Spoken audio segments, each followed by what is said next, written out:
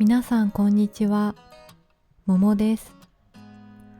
桃ズベストバイでは私が買ってよかったものを紹介します。今日のアイテムはダイエットにぴったりなものです。こちらミキサーです。小さくて軽いです。最近暑くなってきたので冷たいスムージーを作りたくて買いました。このミキサーは半月前にネットで買いました。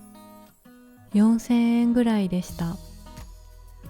このミキサーは安いしレビューもいいんですよ。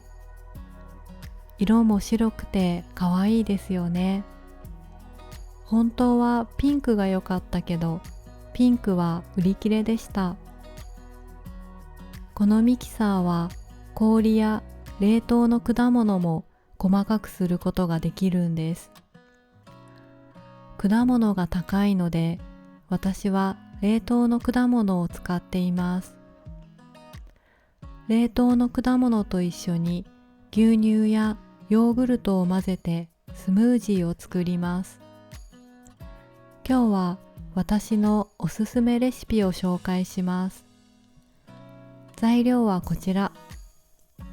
バナナ1本、ブルーベリー 50g、牛乳 100cc、ヨーグルト 20g、砂糖はお好みで入れてください。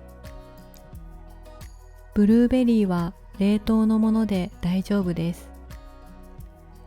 まずはバナナを小さく切ります。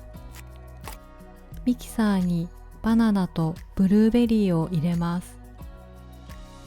次に牛乳とヨーグルトを入れます。砂糖も少し入れましょう。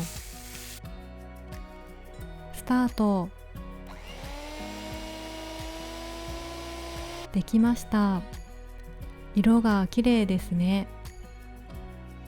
私はダイエット中なので時々ご飯の代わりにスムージーを飲みます。ももちゃん、ご飯できたわよ。